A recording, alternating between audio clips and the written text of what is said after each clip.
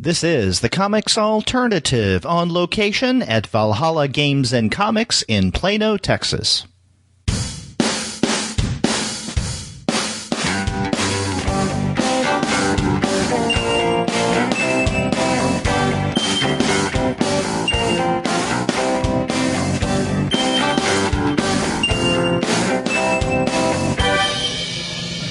Hello and welcome to another episode of the Comics Alternative, on location at Valhalla Games and Comics. They are located at 3100 Independence Parkway in Plano, Texas.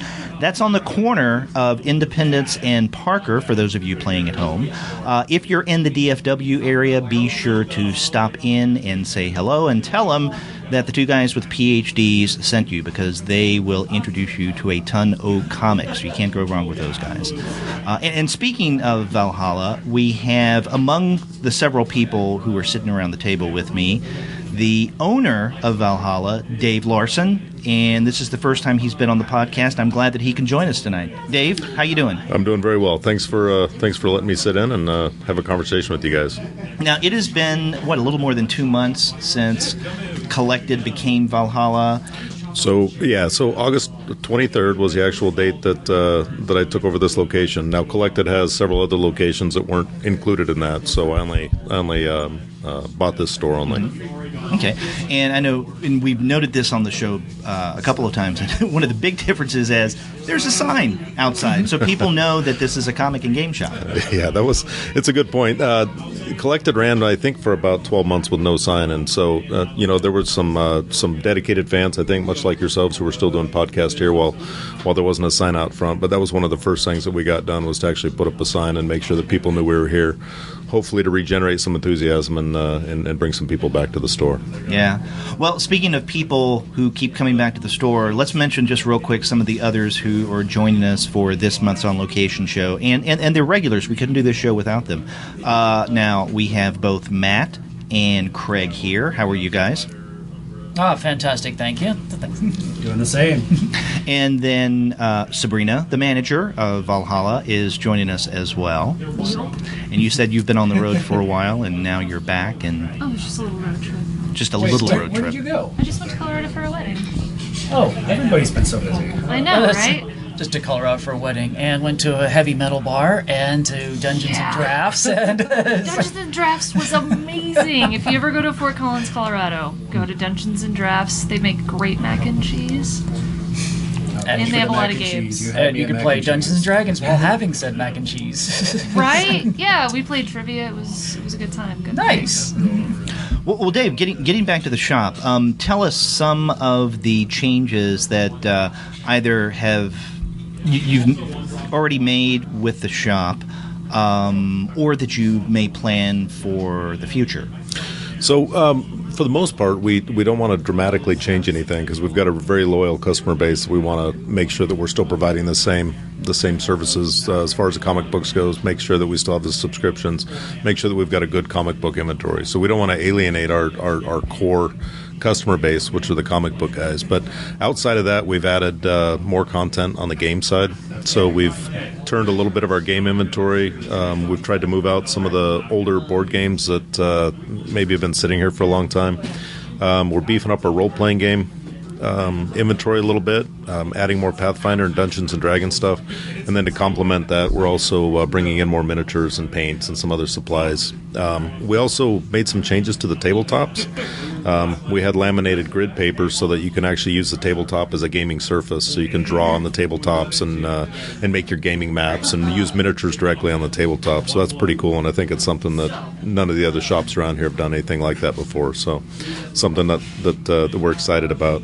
And then the other thing we've done is we brought in some Warhammer inventory, and we're going to start to host Warhammer games here. Warhammer Age of Sigmar and Warhammer 40,000 both.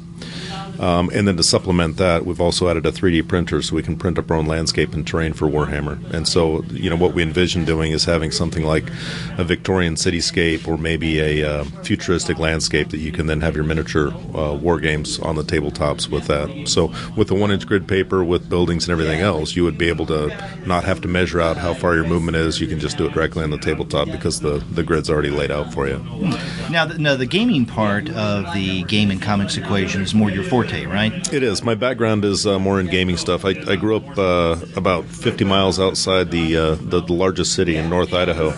Where I grew up, I was pretty deep in the country, and it took me an hour to get to the city, and to be able to actually have access to comic books when I was younger was pretty difficult. So I could make a monthly run into the city and stock up on gaming supplies, and so I ended up, with my brother and friends, we ended up doing more gaming than comics. But certainly I have an interest in both. I just didn't have the exposure to it when I was younger.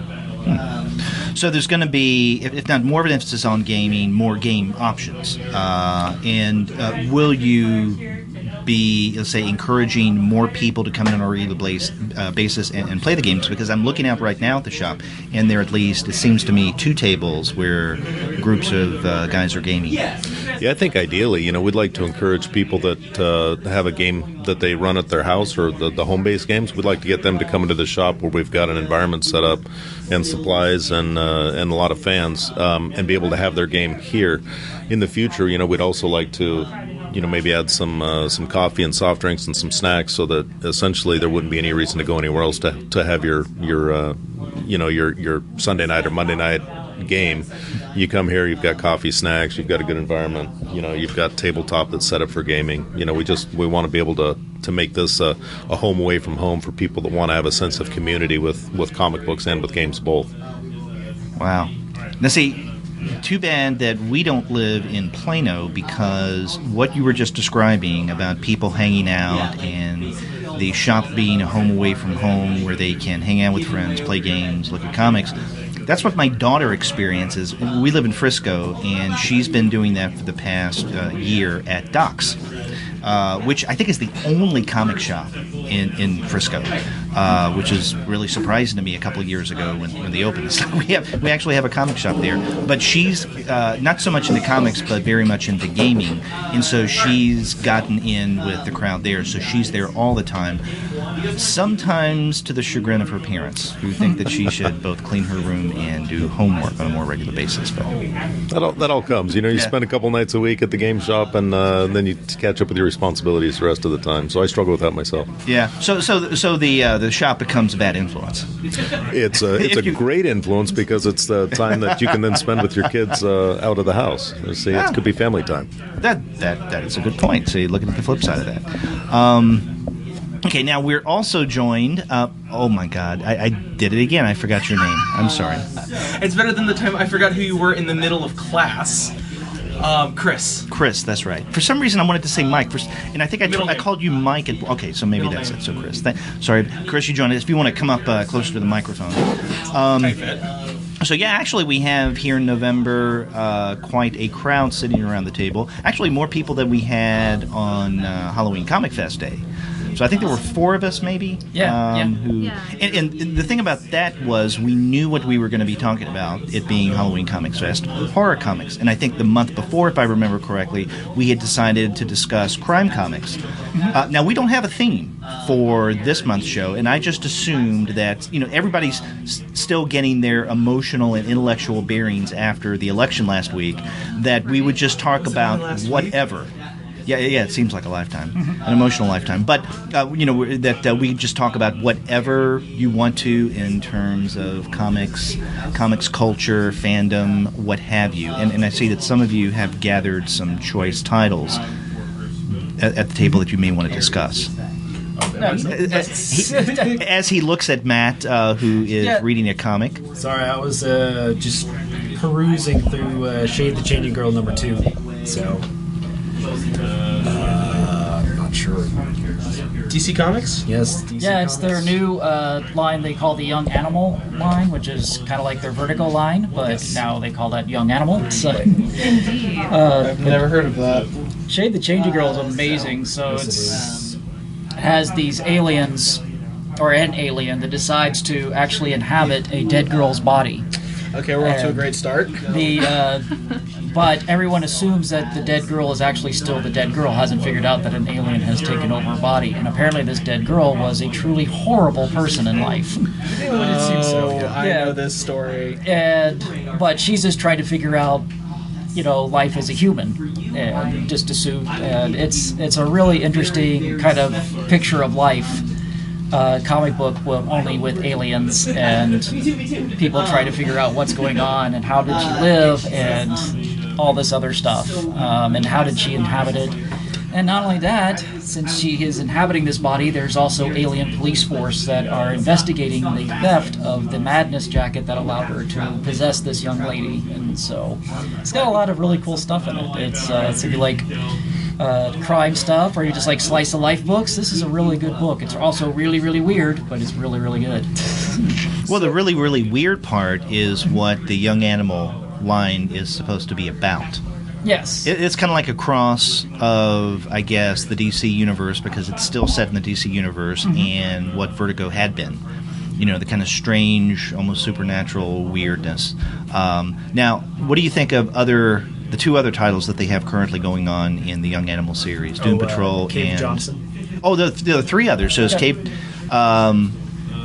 Doom Patrol, Cave Johnson, and then I thought it was Cape Carson. Cape Carson. I'm sorry, and then Mother. Cave Johnson Portal? And the other one is the Mother Panic. Mother Yeah, Panic. they Right. came out last I just week. want to take a moment and point out, on the third page of this comic, the Shade the Changing Girl, she's standing in front of a high school going, what the fresh hell is this? And I have never identified That's with because she sees that. Yes. Okay. Yeah.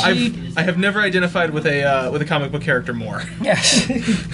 Yeah, the second issue is her going to high school for the first time, and it's like, what have I got into? Why She would don't- you hijack somebody's corpse and then be like, you know what I'm gonna do? I'm gonna go to high school. The Madness Vest, when you don it, you don't choose whose body you inhabit. It kind of just picks somebody randomly, and I guess Earth, just in all universes, is a hotspot for madness. Yes. So it gets drawn there, and she gets that body. Yeah. Like the Changing Man, he was several nefarious people. He didn't have any choice to, whose body he inhabited. Like the first person that he was stuck in was like a mass murderer. Oh God. And like ever so often, the other person's personality would come and slip through, and he would start hurting other people, or scaring people that he was attached to after. So, and then since she's Rack Shade, the alien that's I can't remember the Courtney or whatever her name is. Megan. Since she's just starting out, I'm gonna guess it's gonna be a while before she gets introduced to anything DC universe wise. Yeah, So it seems that Young Animal's trying to. I mean, it's set in the DC universe, but yet separate from the DC universe. Because so far, supposedly, I haven't read Mother Panic yet, but she's supposed to be in Gotham, and how she hasn't met Batman yet, I don't know. It's refreshing to have a vigilante in Gotham that's not Batman. Yeah, And There's that's not so having Batman many- breathe down his shirt. Yeah, because there's just so much Batman right now. I'm a little tired of it. yeah, and then so I haven't read that one yet, so I'm interesting to see how that's going to work. Where apparently in Gotham City, you have to sign a contract if you're going to be a vigilante. You have to have a bat symbol somewhere on you. But yes, She's the vigilante of the vigilantes. yeah. Right. So in addition to Shade the Changing Girl, in the other ones that you've read in the Young Animals line, how tonally different is it from, let's say, DC and then Vertigo specifically? Probably, I would, if I had to say anything about it, it's probably less intense, because most of the DC stuff now is everybody's just trying to kill each other, or kidnap somebody, or reform, or anything like that. These are more starting stories, and laying out the groundwork for stories that are going to become important. either to the DC universe or to the continuality of the stories themselves. I would agree with that because all of them seem like just startup stories. It's not, the world is coming to an end type story. Even Doom Patrol is just starting out, trying to introduce all the characters, and yet still introduce the weirdness that is Doom Patrol. Cave Carson, I've just kind of read the first issue on that one, and that one's just weird. I was really interested in that one because isn't one of his cybernetic eye causing hallucinations? Yeah, it's causing, and so he doesn't know. Like you do.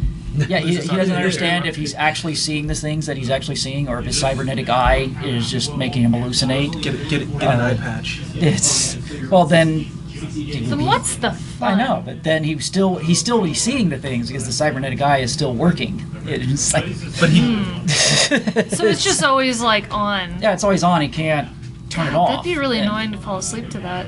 That's why he's wondering if he's going crazy. Yes. He should be able to spot the hallucinations from the fact that he can see through the hallucin.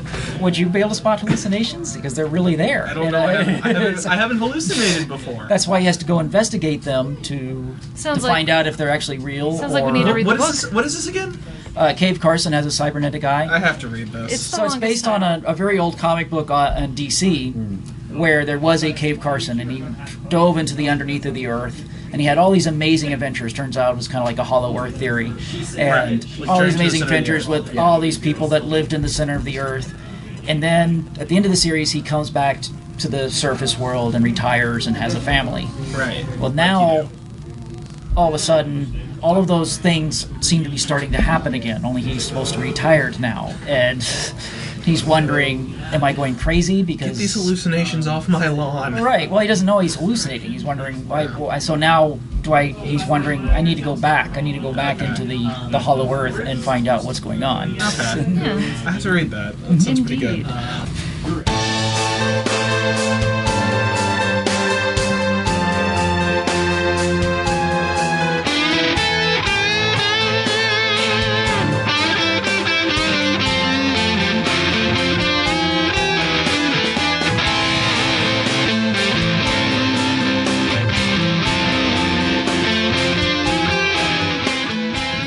Okay, well, let me ask you guys something in light of this discussion of various DC titles, and I see some of you guys looking through other DC titles.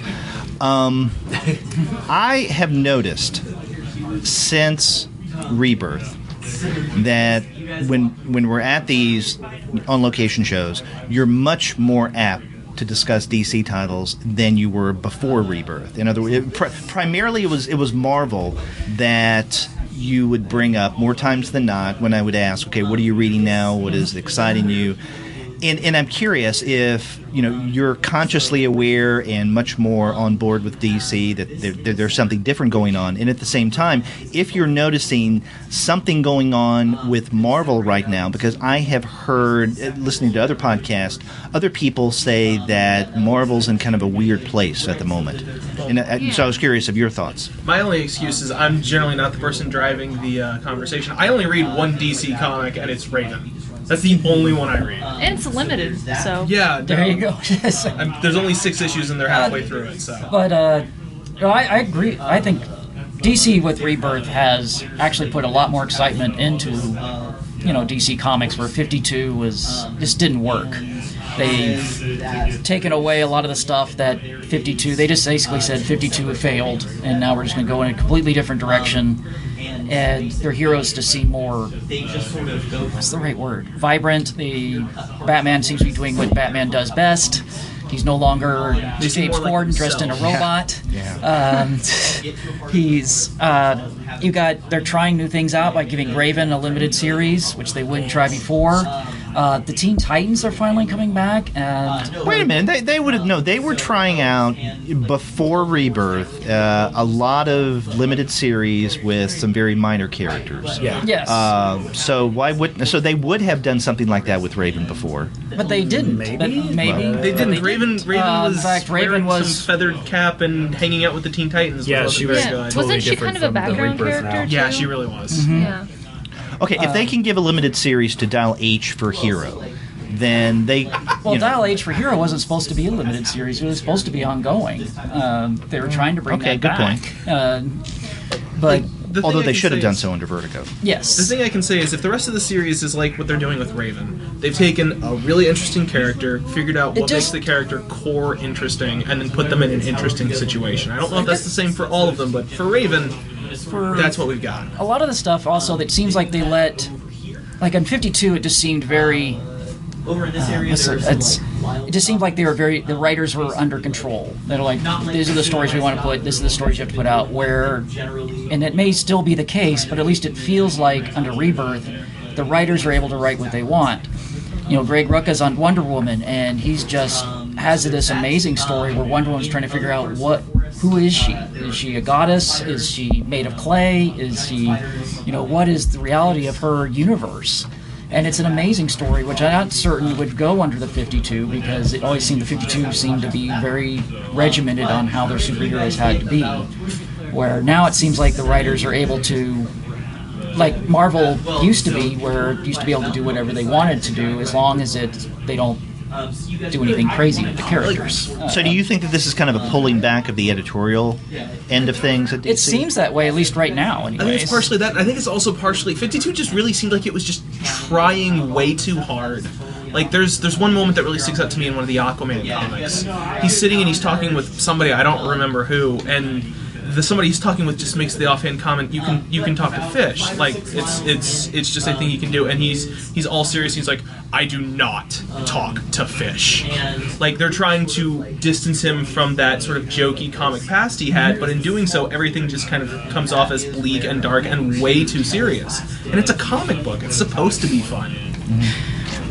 And he can talk to fish. I thought he could just control them with his mind. Well, basically, and then eventually he got telepathic powers, and that he can telepathically talk to fish and control them with his mind, and then it became telepathy in general, and then it just got crazy, and then I don't know what we're back to now. So. Yeah, but this is the first comic I've ever read based in high school that I actually liked.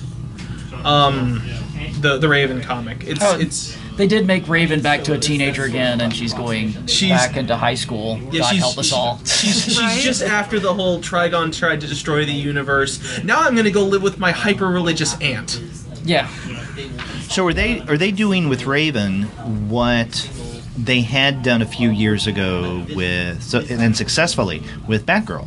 Yes. Yes. So it's that kind of formula, and this is not the only title that they've done this for. I mean, No. I know, but they're playing on that Batgirlification of heroes. And they've done a couple others, and why mess with success? Yeah. Down if you like Superman now, the 52 Superman no longer exists supposedly. And now the Superman in this universe is actually married to Lois Lane and has a child.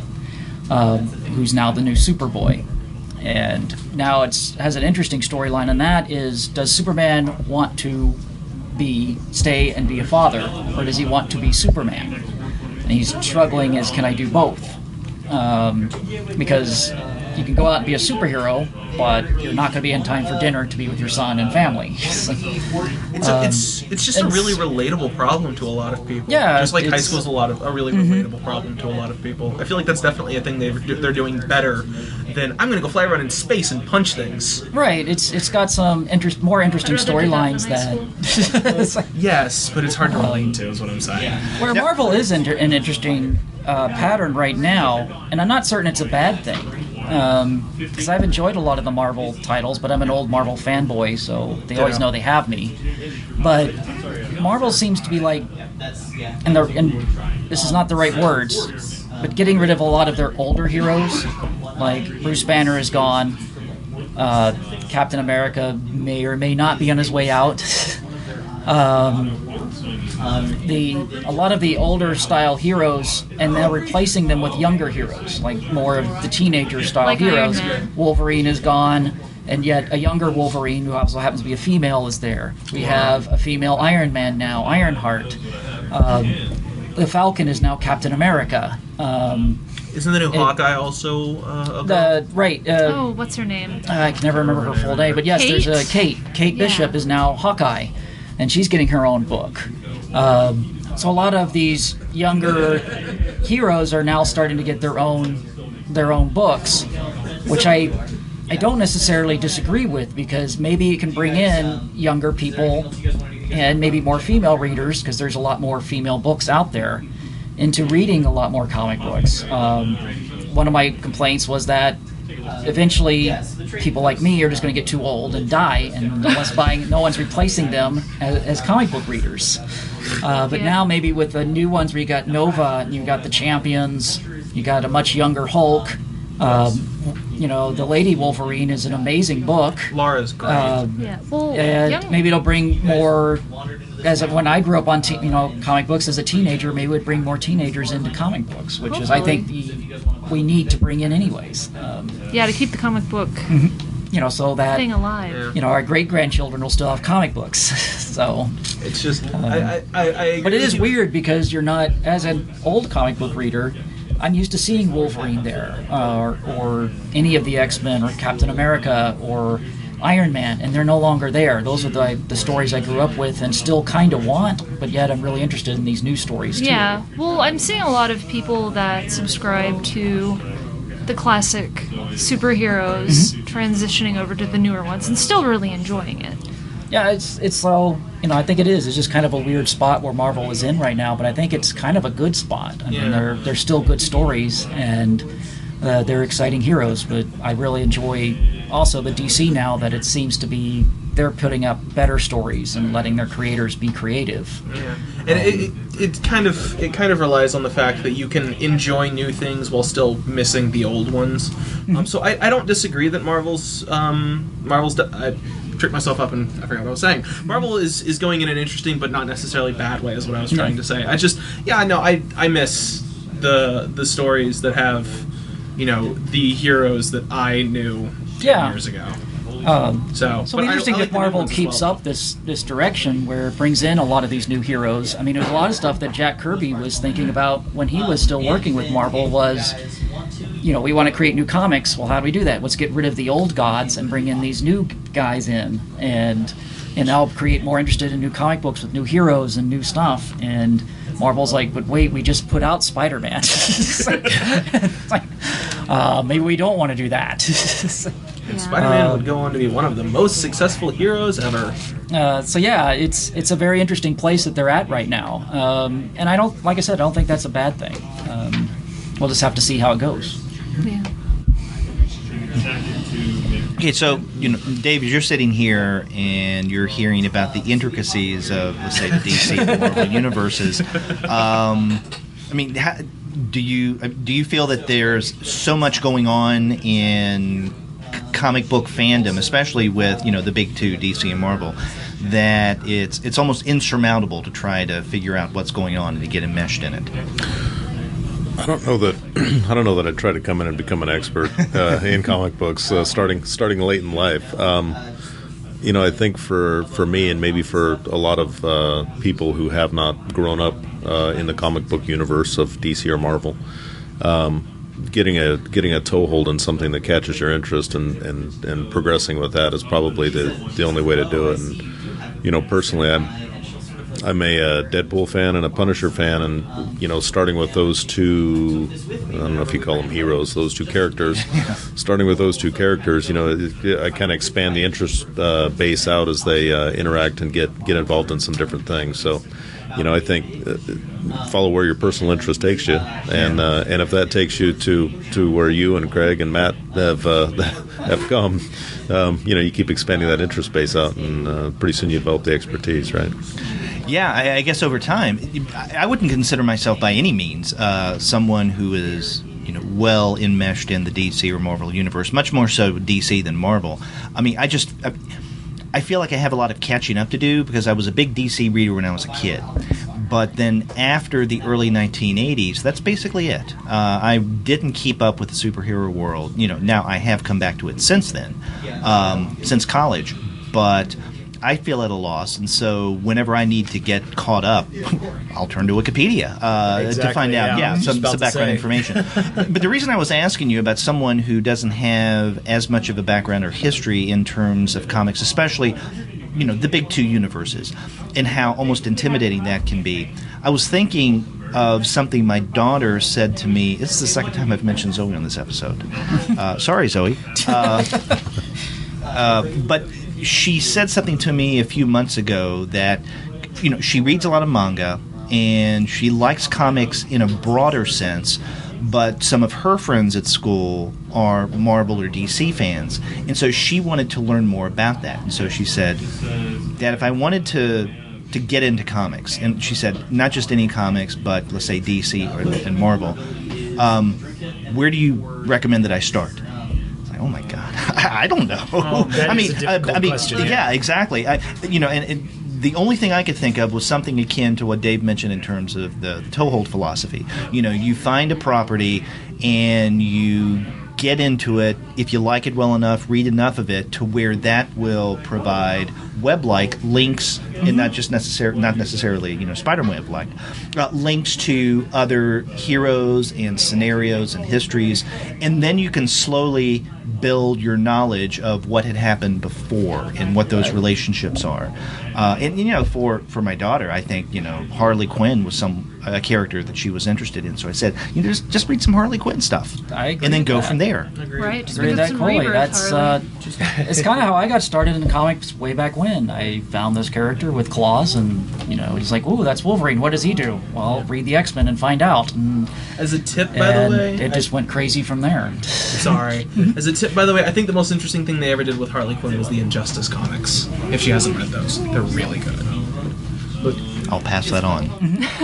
But they're a bit adult, so maybe read before you. Didn't think about that. Yeah. 17. 17. Well, Oh, we well, totally never mind, geeked yeah. out over the Dragon Age game. There's the graphic novel. It's another option. Okay, there's a Dragon Age graphic novel. That somewhat sounds familiar to me. So if I knew that, I think that I knew that, but I've forgotten that I knew that. I think it was on the shelves. It just kind of passed really quick.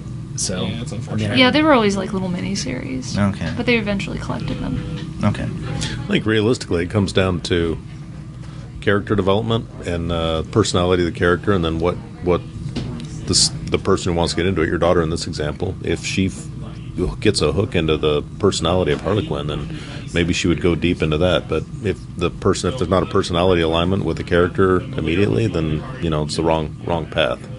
Yeah. I think getting her into a character may be the way to go, because something else that I tried, I guess about 2 months ago, and I did this partly because of what she asked me, introduce me to some comics, but also partly because of my curiosity. I wanted to see what Comixology Unlimited was about. And, I know I'm talking with a couple of, people who work in a shop here, and I'm talking now about digital comics. But, stay with me for a moment. I wanted to see what this Unlimited thing is. It's very different from, let's say, Marvel Unlimited, right? Because with Marvel Unlimited, there's this, blackout of the past 6 months. But before that, it is unlimited. Comixology Unlimited, not really unlimited. There are only certain things that you can get. So... but still, they're quite a variety. And I did a month's trial membership on that, and told specifically for Zoe. I was curious, but to give Zoe the opportunity to just find other titles. And I don't think she looked at it once. Largely, that's because of her time. And this was when the fall semester was starting, and so she was involved in school activities and color guard and all that. But so I stopped after that first trial month, thinking I don't think that either, because I didn't use it either, maybe with 1 or 2 titles, but I didn't think it would be worth it for us. But I thought that would be a great way of introducing her to just comics as a whole, and then she can go in and just find whatever her group was. But it didn't work. And that's why physical comics are better. They sit on your coffee table and demand you have your attention. to read them. Or you shove them in a long box and don't look at them for 4 years. I mean, that's a possibility too. I'm guilty of that too. Yeah, well, even then, that's something tangible, right? I mean, you can pick up and hold on to it eventually. Oh yeah. And I read digital comics too. I'm just kidding about all that stuff. But when I'm literally going to bed at night, I'd rather have a physical copy of the book with my nightlight shining on it than digital comics. You can do some neat things with digital media. I think the neatest thing I've ever seen was how X-Men '92 was done. Yeah. If you haven't seen that, that's worth a read. In the digital form as opposed to the physical form. But like everything else, give me the physical book. Yeah. But that's also to each preferences. Like I said, I read digital, and I mostly read physical copies, but I have read digital before too, just to catch up on some old stories and or find out something that they've mentioned before. Like, I need to find that. Well, there are certain things that I think get lost with digital, like in early New 52 Batman. Batman ends up getting lost in a maze. And you were forced to turn the book as you're reading it. Oh, and then that's a good point. Yeah, you get disoriented, and then all of a sudden you're reading the book backwards, and you're like, whoa. That was one of the better. Early New 52 Batman, I think, was pretty good. It was the Batman, I think... Court of Owls. Yeah, it was like 11 or 12. It was the Court of Owls stuff. Right. Yeah. It was quite good. Yeah, I was still reading Batman at the time, yeah. But yeah, that's all lost on physical copies or digital copies when the artist actually plays with you and forces you to turn the books in certain ways until your book is upside down. Yes, that too. And you're like, how am I or doing another this? example of that is Jeff Lemire's Trillium. Oh yeah. Where there was the at least one issue, and it's been a while since I've read Trillium, where you needed to turn the book in more than once, and so. When I remember, I originally read that on my tablet, and I kept forgetting to lock the image, so I would turn the tablet, and then it would automatically readjust. And so then I had to go in and manually change the settings. But the book would have been so much easier. Yes.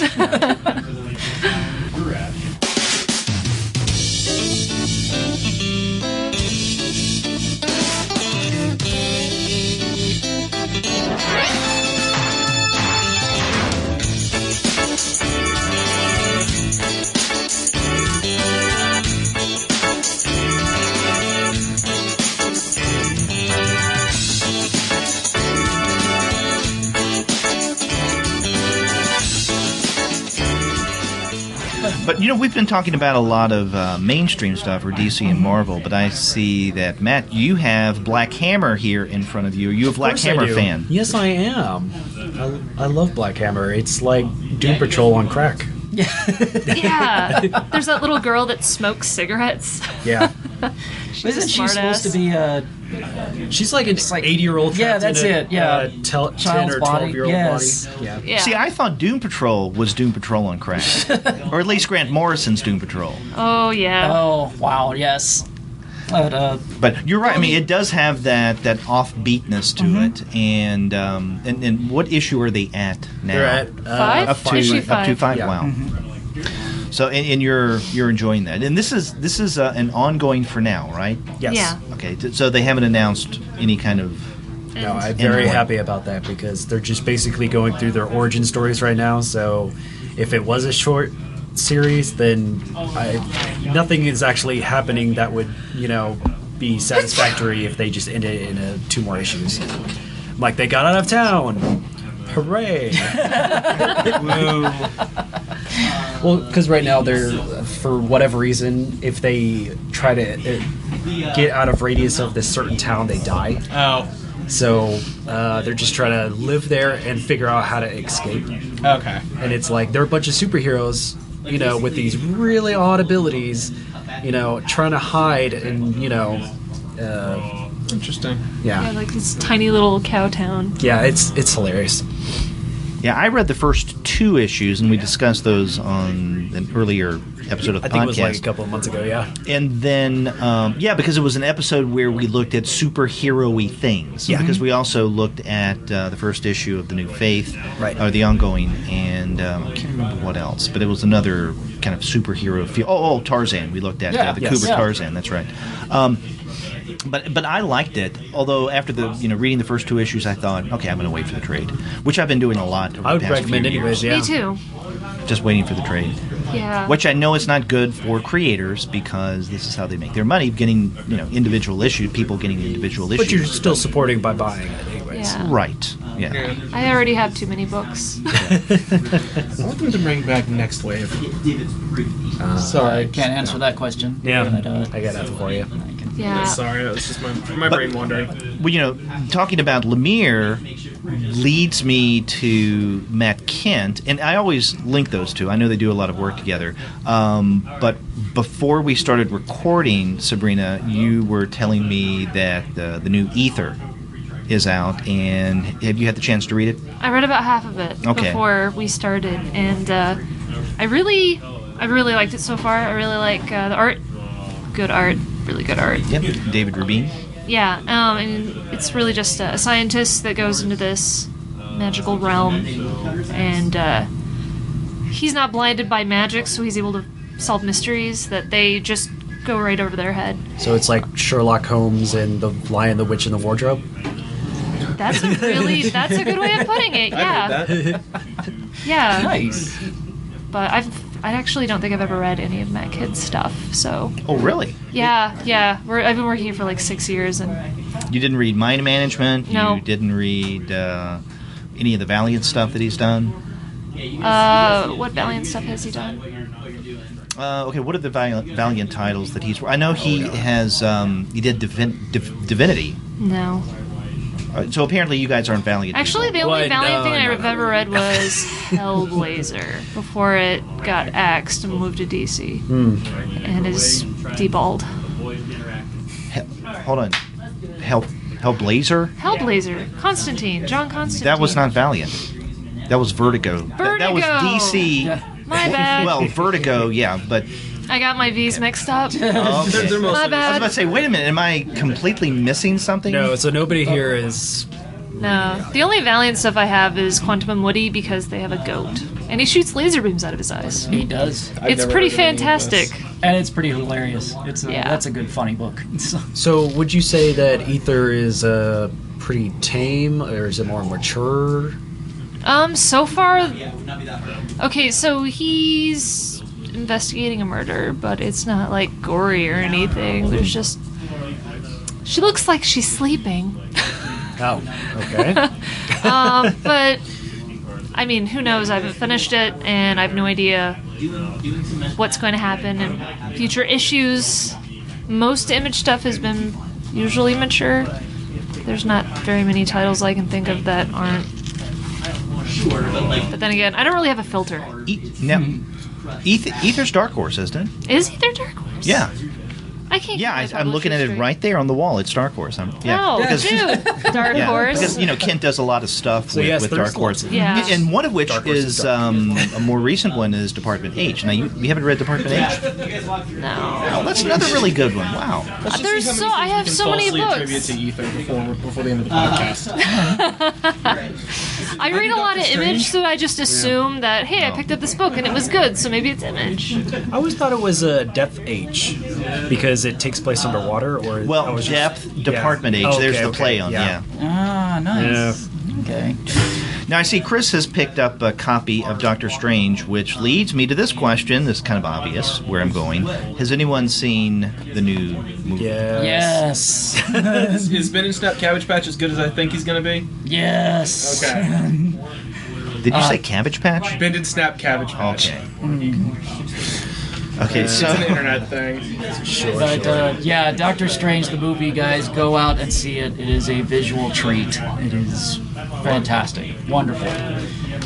One of those Marvel movies has once again taken something that was people thought was impossible and made it not only possible but made it amazing. It's visually just stunning, and the story is really, really pretty good. If I have to have a complaint on it, it's they did so much character development with Doctor Strange, the Ancient One, Baron Mordred, and all the other good guy characters that they didn't have any time at all to develop the bad guy character. And so you don't really understand. You kind of understand what he's doing, but he's just kind of there. Yeah, he's like in a couple of scenes in the movie, but yeah, he doesn't get a whole lot of... I mean, he talks to the Ancient One about, what exactly triggered him to turn evil, but there's... there's not a whole bunch of character development at all for him. Which is unfortunate because he did so much with everybody else that there's just not. There's only so much time in your movie that he's kind of. Got to keep it to 120 pages. Right, exactly. That would be my only complaint on it. Otherwise, just the movie itself just looks beautiful. If you're a fan of the old Steve Ditko Doctor Strange, you're gonna love it because it's really crazy and insane, Trippy. and it's really trippy. Yeah, it's just really a wonderful, wonderful film. What about story-wise, content-wise? Because you've been talking about the visuals and the effects. I like the story, but I know people said it's kind of simple, but it's a superhero movie, so And it's an origin story. I mean, you can only do so much. Right. So I guess on those type of movies, I want to leave the movie thinking, wow, I had a great time and it was a lot of fun. And I left thinking, man, that was a great time and I had a lot of fun. It was a good story. I enjoyed the story. I enjoyed the character development part. I can't wait for Doctor Strange 2. I liked it as much as I enjoyed the Guardians of the Galaxy. So if you like Guardians of the Galaxy, this is a movie for you. Nice. I still haven't seen it. Guardians of the Galaxy or Doctor Strange. No, I haven't seen it either. In fact, I haven't seen Civil War yet. Dang, I thought I was bad. I know. I haven't seen Civil War either. I'm behind on my Marvel movie watching, so... I'm in my last semester of college. I have an excuse. No, you don't. Last semester of college. Nah, you still Yeah. don't. Both of those movies are fantastic. Civil War and Doctor Strange. I mean, Captain America can make, which should have been an Avengers movie, made it about Captain America. And Yeah, that yet was it's an probably the Avengers only movie. problem with that movie. It's focused too much on Captain America. Yeah, where with- it was But it was a Captain Civil America War. movie. The Civil War.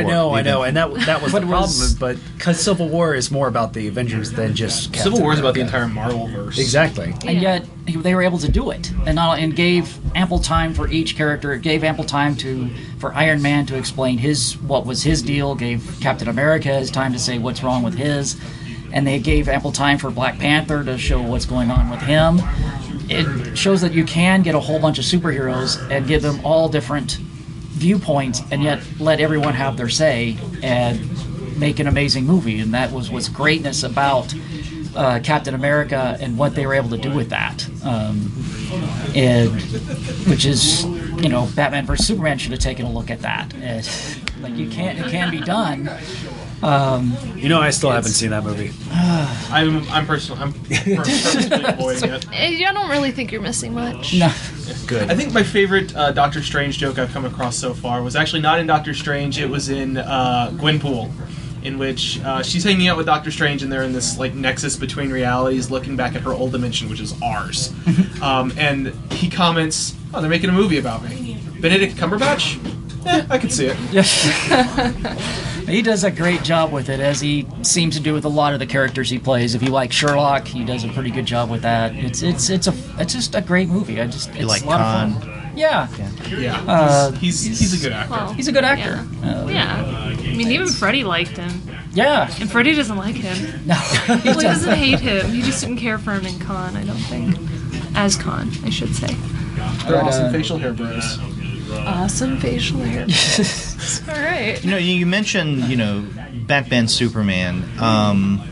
DC doesn't seem to be doing that well in the cinematic realm. Although we do have the upcoming Wonder Woman. I really hope it's good. I hope it's Now, DC's Captain America. Now, good. I don't know much detail about this, but a really good friend of the show, who lives out on the West Coast and whose wife works in the entertainment industry, went to see, this is 2, maybe 3 months ago, a viewing of Wonder Woman. He said it's wonderful. Oh, fantastic. And Thank God. I don't know the details about what went into it that was wonderful, but he just came away with a really good experience. So I do want to make one comment about what you said about DC not doing so hot in terms of their visual medium. no, I said cinema. Because I specifically was going to then go in a direction that you're anticipating, and that is television. Because when it comes to TV and superhero properties, it seems like DC has the upper hand. Can we Just in general, not just over Marvel, but just over whatever, except for, of course, the obvious, The Walking Dead, which is the most successful. Before we go there, can I ask one question? Has anybody seen The Killing Joke? Yes. Yeah. Is it any good? The last 15, 20 minutes, maybe? That disappoints me. I wanted To make it good. longer, they've added a bunch, and it's- that's kind of disappointing to it. Yeah, They it's just left it literally alone. just a Yeah. Batgirl story added on to the Killing Joke, which kind of, if you haven't read any of the Batman, why would you watch the Killing Joke if you don't know anything about Batman and Batgirl, like their history whatsoever? So it basically takes a little bit of backstory so you can care about why this happens to Batgirl. So. Yeah, I it just was- had to ask, and we were moving away from the movies. No, so. I'm sure there's a supercut online by now where I you can love just supercuts. watch like the last 20 minutes of it, which actually is the Killing Joke. Yeah, Okay. Yeah. and watching Mark Hamill sing as the Joker is absolutely amazing. It's just- I'm gonna track that down. yeah. Yep. Sorry, my apologies. Oh no, that's okay. It's an open top. Let's say Arrow, Flash. Of course, now Supergirl. CW I has do Supergirl. watch Flash and Supergirl, and I love both of those properties. I've tried to keep up with Arrow, but lately has been disappointing me, anyways. Yeah, I can't do Arrow. It's And I too just much started. Isn't it like on, like, season 5 right Legends now? of the Legend of Tomorrow. So Legends I'm a of little bit Tomorrow. I'm way behind on that one. And don't forget Gotham. Gotham, I don't like at all. I have. Gotham needs a superhero, and now. See, I have not watched. I think I saw the first episode of the second season, and nothing beyond that. But I stopped and they're watching in their after the third second season now. Yeah. But I thought the first season was okay. It was enjoyable enough. And this may be my only problem, and to which anyone can tell me it is, but it's all about, and I don't mind stories usually all about the villains, but these villains are able to do whatever they want, whenever they want. Gordon can't stop them. It's supposed to show us why we need Batman. But Batman's a 10-year-old boy. So it's going to be another 10 years before we get any help. Is there any way we can get some type of hero in there that may be able to help? And because of all these, there's Wildcat or any of these Golden Age heroes that can show up and maybe try, or maybe if you're Punisher fans, maybe we can put a Punisher type character in there and say, where Bruce Wayne looks at it like, that's not who I'm going to be, or something where otherwise it just gets, it's like, okay, and the Joker wins, and this person wins, and the police department's destroyed again, and it seems like the same story over and over again. I love the again. In In the overall scheme of Gotham, though, the villains aren't that villainous. I mean, they're not doing truly terrible. They're killing a person here or there. They're not really doing massive, large-scale villainy. But in the second season where they introduced the kind of Joker character, he went in and slaughtered all of the police force, just right then and there, which was probably the most amount of death that show has ever seen. Okay. I guess you didn't hear a second ago when I said I've only seen the first episode. Spoiler alert, Craig's going to tell you what happens in the entire season 2. The Jeremy character is in season 1. Right, but he was telling me what happened. Sorry, my bad. Okay. Sorry. No, I'm not one of those kind of expected who him to kill a lot of people. think spoilers spoil things. I never did watch Gotham, and I'm having a hard time getting into Arrow, but I do like Flash. But Flash is place fantastic. the place that DC really hit it out of the park for me, and I wish that they still had something like this going on, was the cartoons. Justice League Unlimited, and the Batman cartoons were so good. Yes, they were. I really wish that they still had something like that going on. I really do. That's my one regret. Well, they're planning on bringing back Young Justice. They are bringing back Young Justice for They're a third doing that, season. and what is the other one? Justice League Action. Right. They're going to do. That looks really, really pretty good. There's still hope. I haven't seen anything about the new Justice League.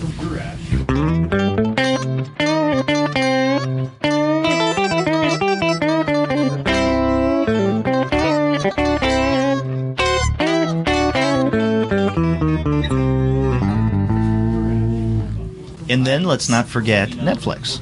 And that's where the I Marvel was going to universe. say, once you start looking at Netflix and you get into Jessica Jones and Luke Cage and some of the newer That's shows. solid. Yeah, Really good.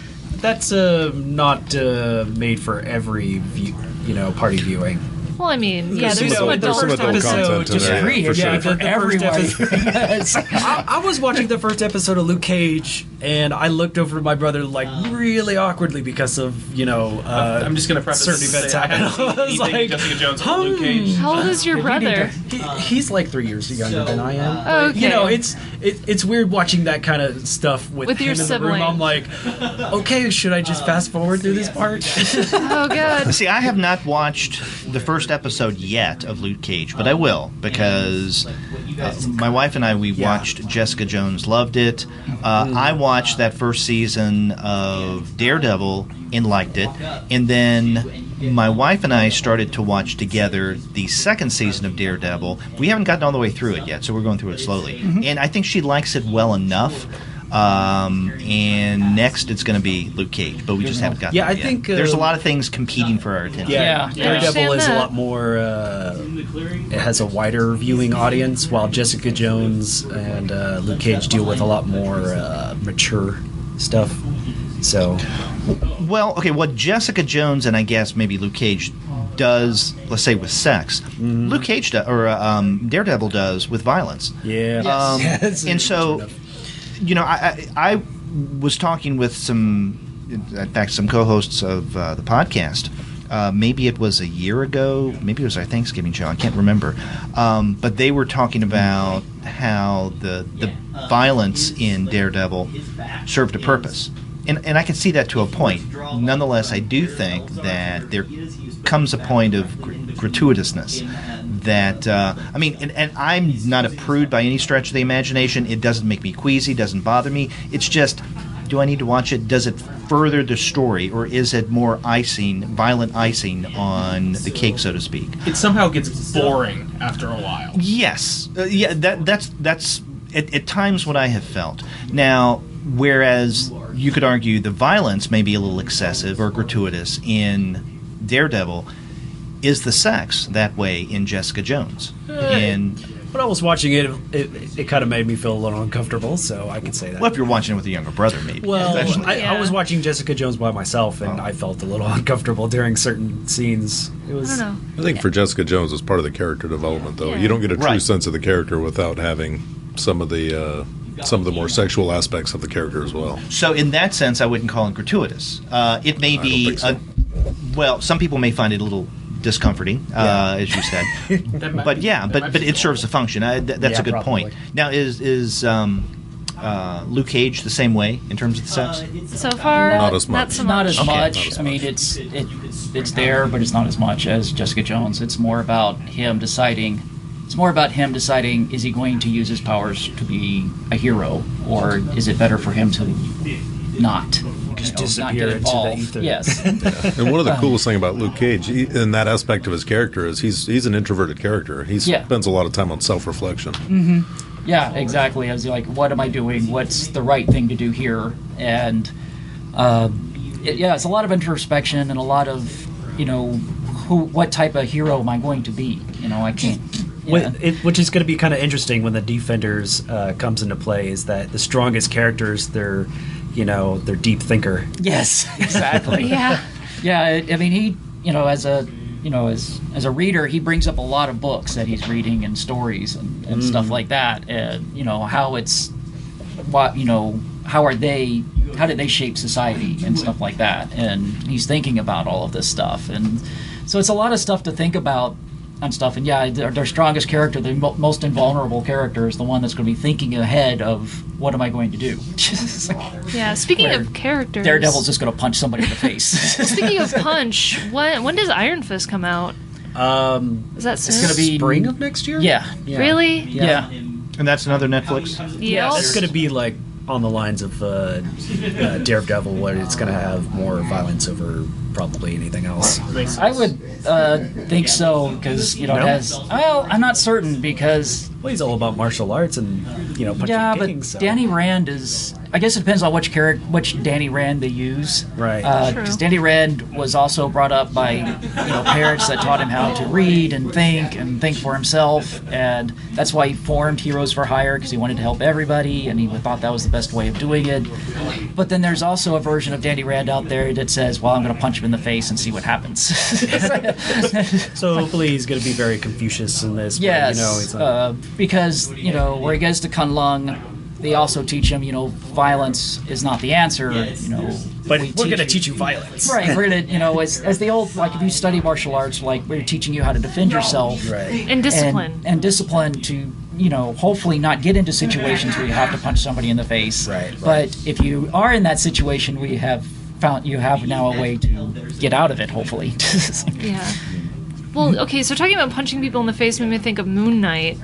Why haven't they done that yet? I mean, I know he's not going to be part of... too violent? Well, he's just such a quirky character. I know that Netflix has... I'd they watch have mentioned it before and researching it whether or not they actually want to deal with the character. But I would love for a Moon Knight... I mean, I am Moon Knight's biggest fan. I would love for Moon Knight to get his own TV show because of all the stuff they would have to deal with, multiple personalities, the insanity, and the fact it probably would be over-the-top violent. And Well, they have a good Netflix thing. They have that with what's that Marvel X-Men series that's going to come out with Legion. Yeah, that looks really good. Yeah, I'm really hopeful for that one. I think that was a very weird book, but I think it could be a really cool TV show as we... the trailers for it look very psychedelic. I really hope so. I really want that to succeed. More mutant characters on the film, I'm all for. So, and I think that would do well as a TV as opposed to a movie. Yeah. Legion is, in case no one knows, Legion is Charles Xavier's son, and is suffering from multiple personality disorder. And each personality has a different superpower. And and Legion, the comic book, he was trying to get psychological help to bring all of those personalities together into one person. So hey, that's like Del H for Hero. Yeah. Well, the personalities that he gets are from people. Like he touches them or something, and then it goes into his subconscious somehow, and it becomes multiple personality. But it becomes another character to himself. Yeah, it's very bizarre stuff, but it's really kind of cool because you would have this suit. I mean, he's overly powerful. Yeah, but the more people he meets and the more powers that he gains, the more psychotic he'll become. Yes. Yeah. So hence the why we're trying to. It's why we're trying to reincorporate him into himself, so that hopefully he can control those superpowers. Now, is this going to be a Netflix? No, this will be on Fox. On Fox. Okay. Yeah, FX or Fox or one of the Fox channels because it actually uses an X-Men character. Oh, okay. Yeah. So that's the reason. Did they say they were actually going to mention mutants in that series? I haven't heard that yet. They're enhanced. Yes. He's an enhanced. Now, I do watch Agents of S.H.I.E.L.D., which I think is pretty good. God, I'm so They're coming out with an Inhumans TV series, which is kind of Agents of S.H.I.E.L.D. already. So yeah, I don't know what they're going to do. Okay, so we're talking. It's interesting how the conversation has evolved. We were talking about movie properties and on TV. Just visuals, okay? So whether it be TV, whether it be film, do you think that there will come a tipping point where there's just too much out there that will start working with to the genre's detriment? Superheroes, let's say. No. I mean, maybe. I mean, it's one thing to have so many comics out because that's nothing new under the sun, right? We've had that for decades.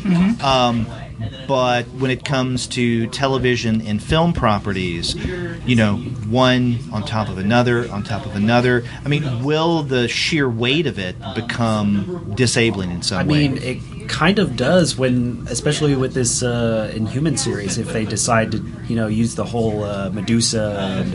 it's supposed to be about the actual class. Inhumans instead of, this original Inhumans kind of storyline they did for S.H.I.E.L.D. So, I mean, it kind of breaks down the origin stories and, bringing up new mythos for people who have never seen it. And, if you keep doing that every year, it just kind of destroys what people love about the original series. It's kind of what they did for, why the new Fantastic Four movie failed so miserably. It wasn't Fantastic Four. It was just, using the characters without any of the mythos. So, but yet there are other properties from comics that are on TV, and they're not superhero based. Like, for instance, The Strain, or obviously The Walking Dead. Yeah. But most people don't know about that, Zombie. Yeah. Yeah. I don't think there will be. I don't know, because I don't think that will come a point, because they always said that the same thing about cop shows and lawyer shows, and Right. those are still going on strong and still going. But no, there is something to be said for that, because there have been times there have been an oversaturation of a particular genre on television, like police shows, westerns. That's a bit. I mean, tell me, when's the last time that a successful western aired? Right now, Yeah, Westworld. yeah. That's not a true Western, though. Well, it's as Western as you can get as far Now, as is right that now. the fault? But we were at a place in the 1960s and into the early 70s, but especially the 1960s, Right. where there were tons of Yeah. Western television shows. Yeah, there was. And in fact, one of the biggest shows on Sunday night, Bonanza. Yeah. Did I remember as a kid Gunsmoke growing ever up. come like years after that, or was What- it around what's- the same what was time? that? Gunsmoke? Oh no, Gunsmoke was years before that. It was just really? running at the same time. Oh, okay. Yeah, Gunsmoke is one of the longest running television shows in the history of the medium. All right.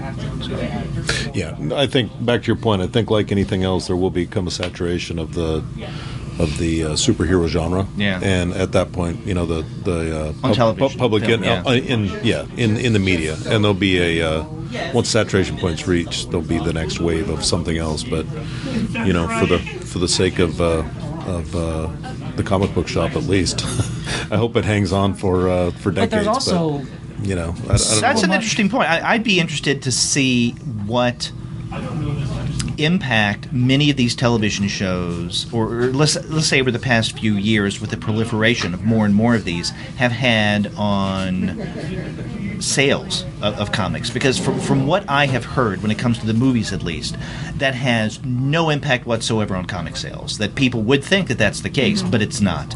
And so I'm wondering if we have more and more television shows and movies devoted to superheroes, then will that eventually maybe slowly bring up sales? Actually, I have a thing about this. And this is Stephanie, Oh, hello. a shop This is employee who is She's now still my sat down and joined. Actually, it's Chris, but he had a little accident. Where his voice just got a little higher. Oh, okay. So, He fell on something.